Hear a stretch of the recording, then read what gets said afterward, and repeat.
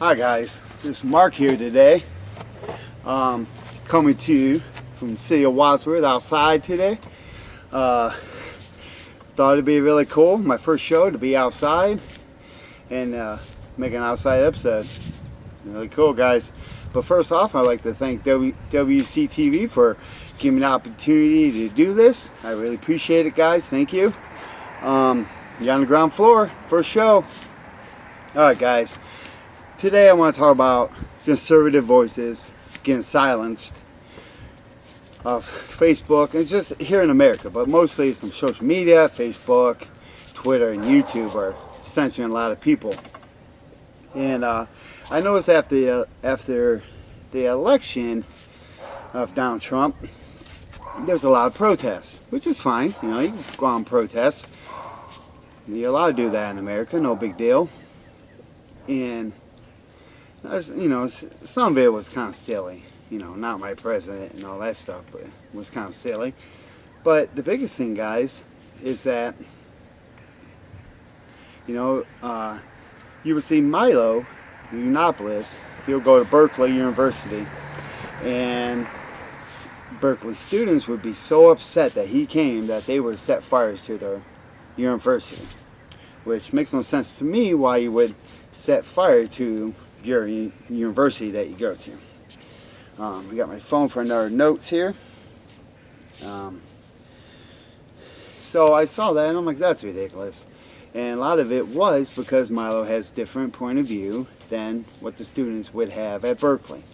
A lot of conservative people in America, of course, have different point of views than the left Democrats would have, which is fine, guys. You know, if you have a voice and you have something to say, you should be able to say it. You know, let's go back to Madonna. You know, Madonna, she said she dreamed about blowing up the White House. She said it because she has that freedom of speech. Judd, Ashley Judd, I believe her name was. She's one of the Judds.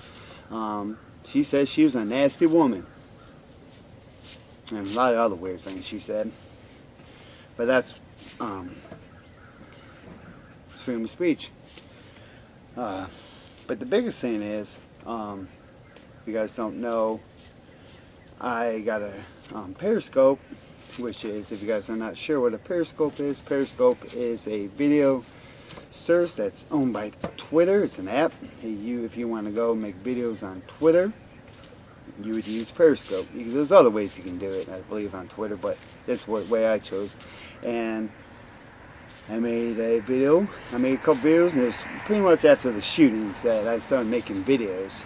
And you know, I talk about the shooting. I really didn't have an opinion, and how you can't really ban evil. You know, if evil people are out there, and if they want to hurt you, they're going to hurt you. And which is unfortunate, and which is sad here in America, or in the world, really. And other videos. And then I made my last video I made was about David Hogg. And David Hogg is a gentleman, a senior, I believe, at Stoneman Douglas High School.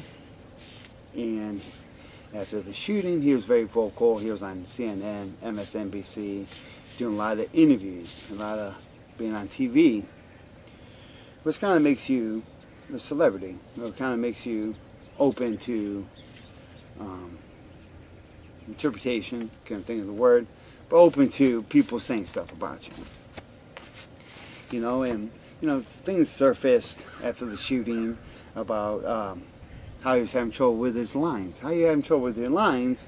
If you're in that high school with the shooting, you shouldn't have trouble telling the news reporters what happened. And another video came out. He was interviewing a girl. I don't know if you guys saw. It's got pretty much kicked off YouTube. Got taken down. Plus that other video I just talked about was taken down off YouTube. And he was making a video, and he was talking to a girl. And I guess they were in a classroom. The lights off, and this is supposedly during the shooting. But he said it was 9 in the morning that he was doing this interview. And as everybody knows, that the shooting didn't happen until like in the afternoon, I believe 2:30. So people had questions. People started wondering, who are you, David Hogg? You know, what's really going on? So I made a video about that, and I was talking about those two things there. Then I started talking about prescription drugs in America. Now we're drugging young American boys. And it was in the, I saw an article in Esquire magazine, and I read it, and it was really good. And it was talking about a gentleman that was trying to, a lot of boys were hyper. A lot of boys had attention and ADHD or ADD, and he was trying to show the parents another way to deal with that with their child instead of giving them prescription drugs. And a lot of times you will see a lot of prescription drugs were given to children at 5 years old, and that really affects their life and affects them growing up. This is what it said in this article.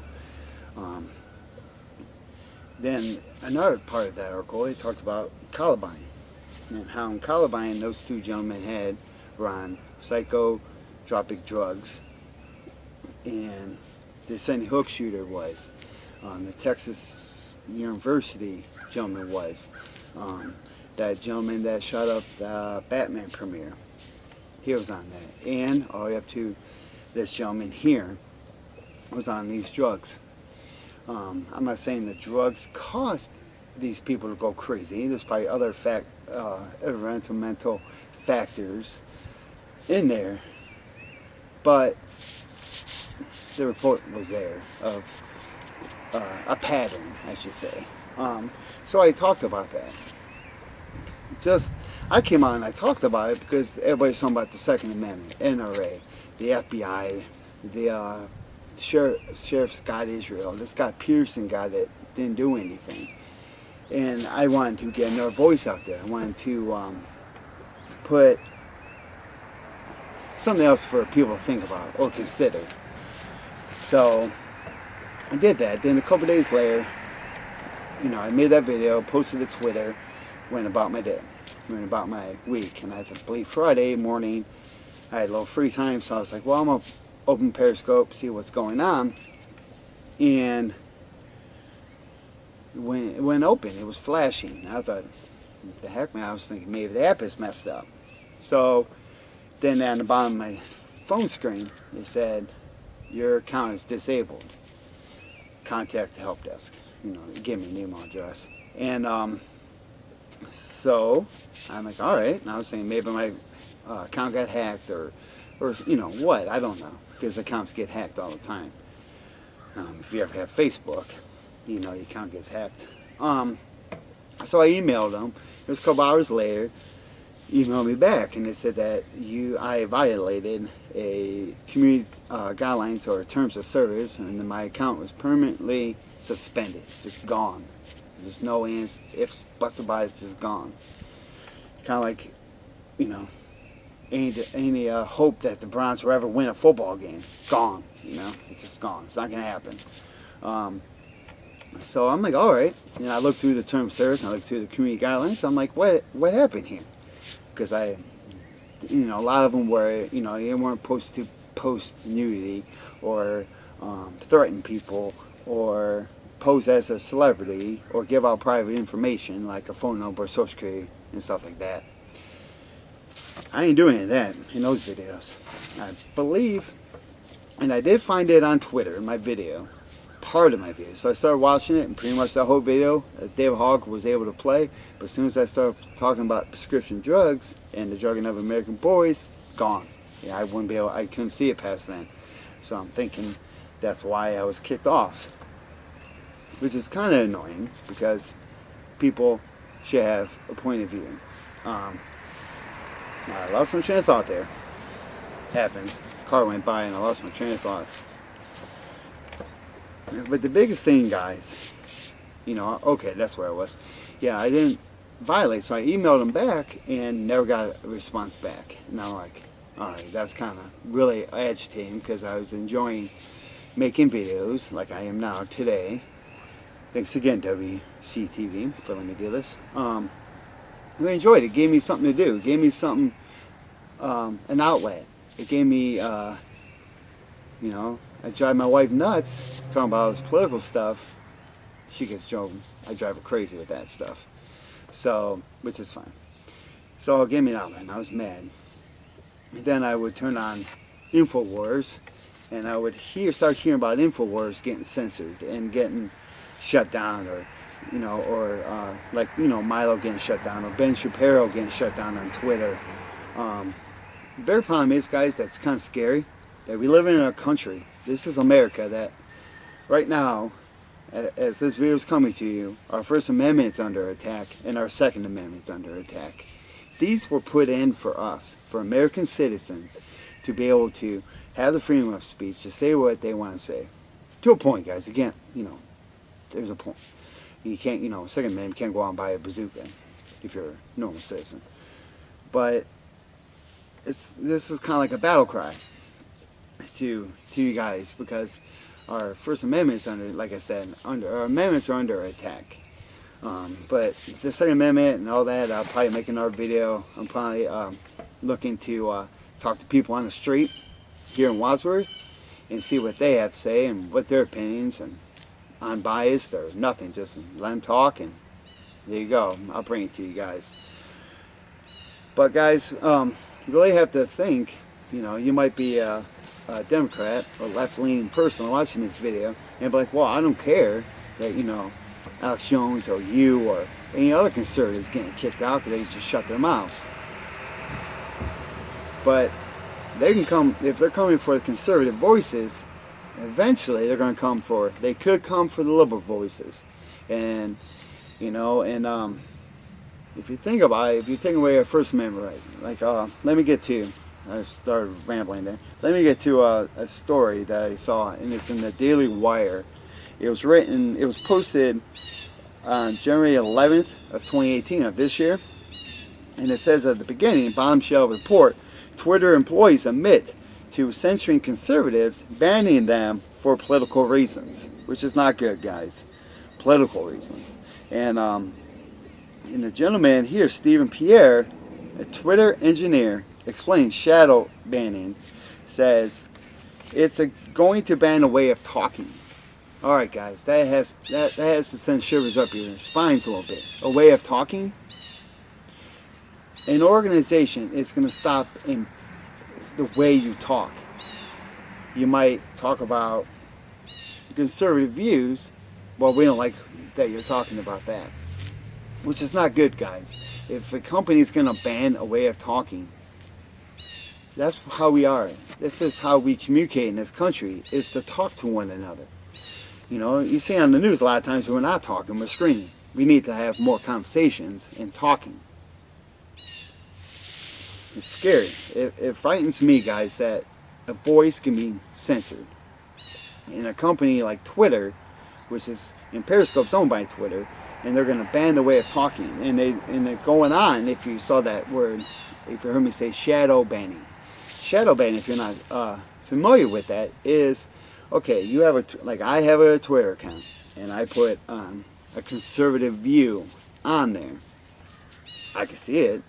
I can like it. I can favor it. I can tweet. I can retweet it if I want. But the problem is, nobody else that my followers can see that. So I'm thinking, all right, nobody is interested in what I have to say. Well, in fact, they're shadow banning you. They make you think you're posting, but your stuff's not getting to your followers. Which is another problem, which is a real big problem right there, guys. Because Twitter comes out and says that they're open to all voices and very inclusive. Well, this is not very inclusive, guys. It's not including everybody in this. I think that's the biggest problem that we have in America, is that a lot of stuff is getting shut down. And the media is a lot of times, or, they're out there saying the Nazis are running around and the crazy people, Nazis and fascists and all this are running around. Which is not true, guys. I live in Wadsworth. I don't see any Nazis. I go to other towns. I don't see any Nazis. Just that crazy loony guy that was in Charlottesville that nobody would know about if the media didn't put him on TV. I'm just gonna say that. What was the other? It was shadow banning. Shadow banning. I'm sorry, guys. And former Twitter content review agent Mo Norari, sorry if I merge your name if you see this, buddy, explains banning process. If it was a pro-Trump thing and I'm anti-Trump, I banned his whole account. Then he would ban it and he'll go to somebody else and like, yeah, I don't like Donald Trump and he offends me what he said. You're out of here, buddy. Ban your account, you're gone. Let's see what else I forgot. I want to make sure. Yeah, and they have like in Signe, Twitter direct messaging engineer on machine learning algorithms. You have like 5,000 keywords to describe a redneck. The majority of it are for Republicans. But the biggest problem, guys, is Twitter shutting you down, YouTube shutting you down. You know, because YouTube was, you know, threatening InfoWars to get their channel shut down because of the shooting. The biggest problem, guys, is, like I'm trying to get to you guys, is that if they can shut down one voice, they'll shut down everybody's voice. And if they're after our First Amendment and they're after our Second Amendment, the Second Amendment was put there, in my opinion, could be wrong, but in my opinion, it was put there to fight against tyrannical governments. And if you look through history, and that's why I think a lot of people are upset that you see pro Second Amendment, is that a lot of them look at Mao, and they look at Hitler, and they look at Stalin, and they look at all these people, all these dictators and tyrannical people that took away the weapon, took away their guns. And we all know what Hitler did. We all know Stalin and Mao did. Easiest way, I saw somewhere one time, it said the easiest way to take over a country is to take away their people's weapons. First they're trying to ban the way of talking. Now they're trying to ban our Second Amendment so we can have weapons against an overthrow, against a government coming after us. I'm not saying that we should shoot people, but if a tyrannical government is trying to take us and enslave us like Hitler did, we should be able to defend ourselves. This is scary times that we're living in. This is America, guys. I'm 42 years old. You know, censorship has always been around.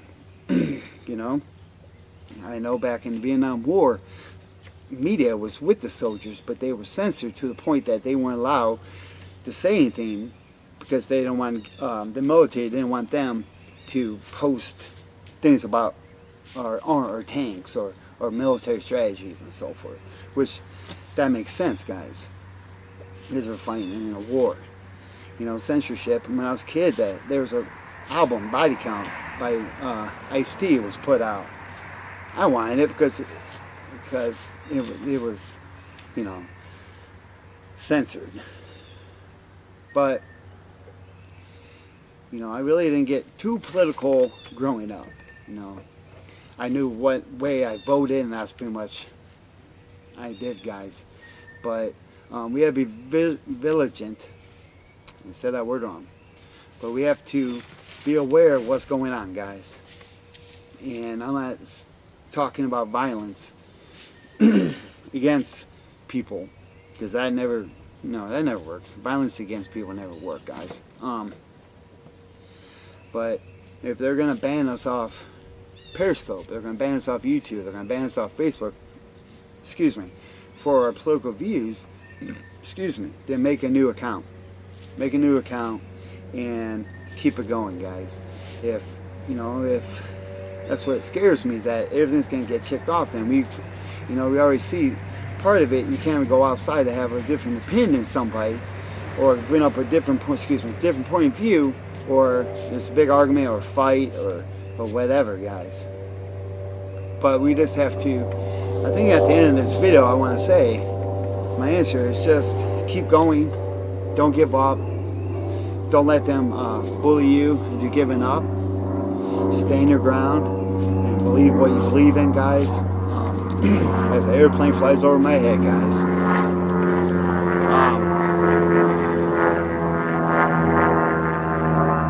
I don't know. Anyways, guys, I think what we need to do, guys, honestly, and I know I get caught up in it, guys, of yelling at the leftist or yelling at different views than I have, or getting mad and screaming at people, which is not the answer, guys. Like my friend used to say, just be the change you want to see in the world. Let's just start treating people like we want to treat them, guys. Stick up for each other, because it looks like they're coming after our first, like I was saying, coming after our amendments here, guys. And let's stick together. Let's love each other. Let's try to be friends with everybody. I know it's hard sometimes, and sometimes if they don't want to be your friend because they're on a different political view or a different view, then don't be their friends. That's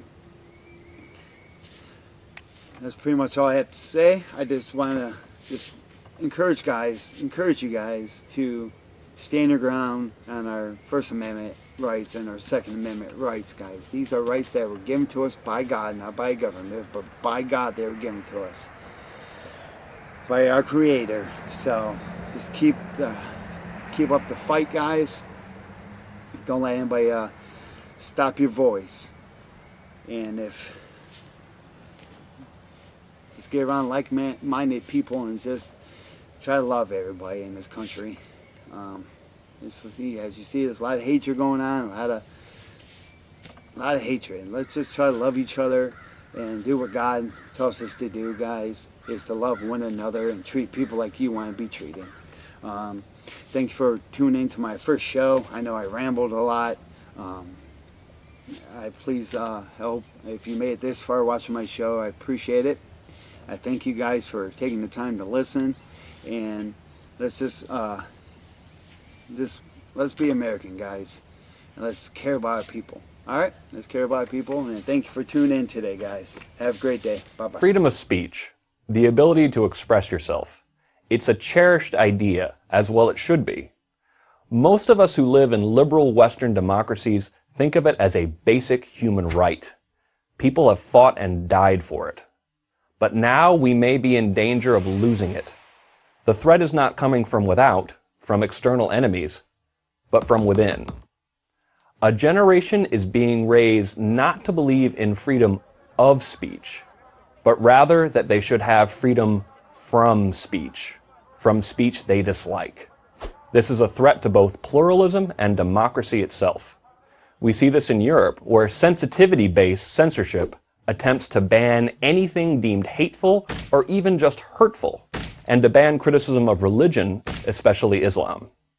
But the United States, despite its strong constitutional protections in the Bill of Rights, is far from immune from the rising trend of suppression of speech, or what is sometimes called political correctness. This is especially true at America's colleges and universities, the place where our future leaders are educated and where you'd expect speech to be the most free. Highly restrictive speech codes are now the norm on campus, not the exception. According to a study by my organization, the Foundation for Individual Rights in Education, FIRE, 54% of public universities and 59% of private universities impose politically correct speech codes on their students. And thanks to recent Department of Education guidelines, 100% of colleges may adopt speech codes in the coming years. How bad is it? At a public campus in California on Constitution Day in 2013, a student who also happens to be a decorated military veteran was told he could not hand out copies of the Constitution to his fellow students. The objection from the university was not ideological. It was out-of-control bureaucracy imposing limits on speech. That same day, another college student in that same state was told he could not protest NSA surveillance outside of a tiny free speech zone, an area that comprised only 1.37% of the campus. Months later, college students in Hawaii were told both they could not hand out the Constitution to their fellow students, and that they could not protest NSA policies outside the school's free speech zone. FIRE took these colleges to court, but the fact that we had to shows you how bad it has become. Recently, students and sympathetic faculty have joined forces to exclude campus speakers whose opinions they dislike. At FIRE, we call this disinvitation season, although the season lasts all year round. Since 2009, there has been a major uptick in the push by students and faculty to get speakers they dislike disinvited. These speakers have included former Secretary of State Condoleezza Rice, the Somali-born feminist and critic of Islam Ayaan Hirsi Ali, and the director of the International Monetary Fund, Christine Lagarde. And that's only the obvious part of the disinvitation problem. Few conservative speakers are invited to speak at colleges lest they have to be disinvited later. The newest threat to speech comes from so-called trigger warnings, alerts that warn students that they are about to read or hear something that triggers a negative emotional response. A 2014 New York Times article cited the example of a Rutgers student requesting trigger warnings for the classic American novel The Great Gatsby because it, quote, possesses a variety of scenes that reference abusive, misogynistic violence, unquote. Recently, Oberlin College attempted to institute a policy that heavily encouraged the faculty to avoid difficult topics and to employ trigger warnings as a means of making classrooms safer. Safety has been watered down to essentially mean the right to always feel comfortable. New demands for trigger warnings are popping up on campuses across the country. Add in popular academic theories that encourage students to scrutinize speech for microaggressions, any statement that might be construed as racially insensitive, classist, sexist, or otherwise un-PC, and it's clear that campuses are teaching students to police what they say. This is precisely the opposite of what is needed. Our society needs candor, and it needs freedom of speech, not freedom from speech. Intellectual comfort is not a right, nor should it ever be. Not if we want freedom of speech. Let's just call it freedom to survive. I'm Greg Lukianoff, president of the Foundation for Individual Rights in Education for Prager University.